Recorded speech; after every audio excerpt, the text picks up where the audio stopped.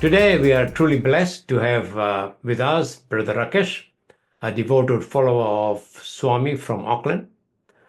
For many, many years, Brother Rakesh has been working steadfastly on the path illuminated by Swami's teachings. He will be sharing his thoughts on the inspiring topic of service, a cornerstone of Swami's teachings, and a theme that resonates deeply with all of us striving to serve his name. So, Brother Rakesh, before we dive into your thoughts on service, could you tell us a little bit about yourself? Perhaps you could share a cherished memory of Swami. So let's hear something from you.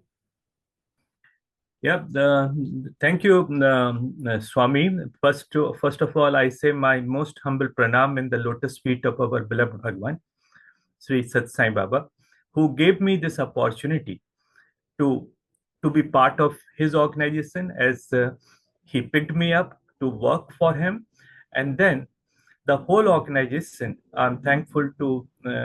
In last 20 years, I have been working with so many national chairpersons and regional chairpersons in my journey in the Swami's movement. And the when I started my journey in Swami's movement, I was first appointed as a service convener of the Mount Roskill Center. And then my journey started in 2007 as an office bearer, though I joined the organization in 2004. But this journey, when as soon as I started working for service, and why the service came in my mind, because the Swami's teachings start with serve all, love all, serve all, and love have ever hurt never. But the most important thing, which since I am from India, so I know very well how much Satsai organization has done in the country, especially in the province of Andhra Pradesh, which is now, which is Puttaparthi is there. And then later on, it has become the part of Telangana. But if I still remember, Gulabai, that during my young age, when Swami was going to make a canal to bring the water in the city, in the small village like Puttaparthi, which is a big city at the moment, he started this project. And that project, because there was no water in the Puttaparthi and adjoining areas, but he started the project wholeheartedly. It was not a government project, but the project which was run and financed everything by Swami from the Satsai organization in India. Then later on, how Swami has done, Swami has covered more than 300 villages adjoining with Puttaparthi and that district where there was no water was going, there was no school, there was no proper medical facilities, and it was Swami's movement was that Swami's dedicated volunteers, like Swami was always saying, I need a Hanuman for me, and that they went to the villages. Not only the villages adjoining with it, but they far away in the different districts of the Andhra Pradesh, where Satsai volunteers were going. They were not only setting up the schools, but they were setting up the minor clinics, small clinics, to serve the local community. And then later on, if I come back to hear that was my knowledge when I was in India. And later on, like you see, we have a university in Puttaparthi, we have a medical college, we have a in Whitefield in Bangalore, we have a medical college, engineering college, and the colleges which are giving the basic education of Satsai Institute. The fact was that message of Swami, and the important part which I share with you, that not even a single money was asked by the people to collect it. It was all Swami's very clear instruction, don't ask for the funds.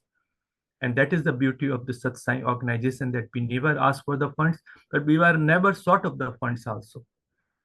Coming back to New Zealand, when I started, I was responsible for a service called which was running night shelter. And night shelter here, it was that there was a place at Queen's Street, and they were a very small area where the homeless people were coming in the night, and they were staying at the minor price of $5. I was made responsible to run that service. So there was rostered that Wednesday Mount Roskill will do and Tuesday Mount Eden will do.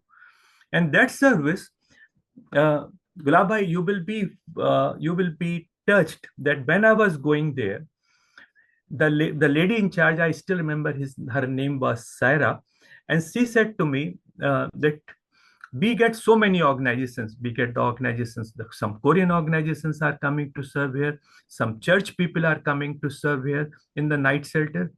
But the way your satsang people are coming and they are serving the night shelter people, those who are staying in there in the cold weather, that is the feeling of the touch.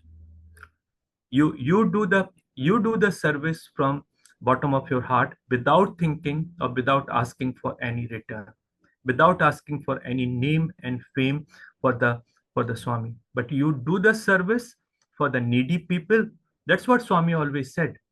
Don't do the service of your convenience. You do the service where it is really required. To serve those people, those who really required. And this was the service which were really required for the people, those who are homeless. They don't have any address. They don't have any place where they can get some help from the work and income. But this was the place who was giving them shelter in the night, giving them food, and they can stay there from 6 o'clock to 7 o'clock in the morning. But the service was, whole service was led by the Satsang organization for night shelter. It was a life-wise mission which Satsang organization was doing in the Queen's Street, little bit far away from where we were going for night shelter. And this service was going on monthly basis. And for that one, we got an appreciation letter from the Ministry of Social Affairs, those who were responsible for life-wise mission. Here, my involvement from that time and up to the 2025 has gone on many levels. Then later on, I was responsible for organizing the blood donation, and I am happy to share with you that in 2009, the NZ Blood gave a trophy to Satsang organization because in one single day, we organized more than 139 units of the blood. Oh, It was at that time they opened the outlet at Manukau, and they opened at Green Lane was anyway open. So I was supposed to bring the people at Manukau, and I'm really happy to tell you that we got 70 people at Manukau, and we got rest of them at the Green Lane, which is still we go there and do the blood donation. So that was a gift, and that trophy is still lying in our Sai house, which was given by the NZ Blood. So that was my thing. And now later on, I was responsible for doing so many services. I was doing for Sai People Trust for budgeting services, and later on, I was made responsible as a public outreach coordinator for the Fun Day Out event, for the Otara Manifest, and for the Fun Day Out event for Rangomai School in Otara community. You just said Fun Day yesterday, wasn't it? Fun Day, there was, yes, latest was Fun Day. And you have already got the video. Yes, I've done the video, yes. Yeah. And then I'm happy to share with you, Gulab Bhai, that this year we were having 3 new NGOs, which was one was Zoroastrian Organization of New Zealand, the Youth Town, and then there is another group called HWCL. They call Hope World Peace Light Organization. It is a South Korean organization who joined us this year. So they were all, apart from the Buddhist group, which is Suchi Foundation, and the Islamic group, they were also part of us. There is another organization which called NZCL, New Zealand Community Link. This is basically a disability foundation of New Zealand. They brought more than 50 people, those who are special need people. And what we did this year, because last 2 years we were going for the Fun Day Out event only for the special need kids, but this year we made it open because we said the kids are not only special need, there are many adults also the girls and boys and men, they also part of the special need. So we invited all of them.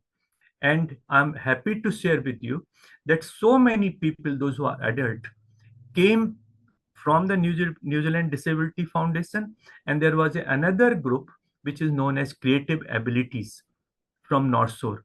They also brought few of their members in Fun Day Out event.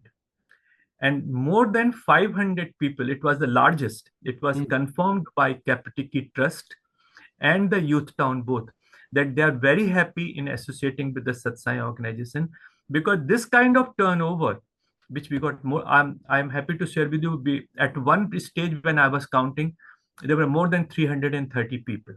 And those people are coming and going. So overall, if I say there were more than 500 people came studying. And this kind of thing, which the lady Amber was saying from Youth Town, that this kind of turnout they have never seen when they do the community work individually. So this was I'm really happy that the event of Fun Day Out went very well, where we not only covered the kids, special need kids, but we covered the adults also. Oh, good. And those people, those, even the Buddhist group, which is Suchi Foundation, it is active in New Zealand from 1996. This is a worldwide organization. And the lady, the Timmy, who was the boss study, he said, we are always very happy to associate with you.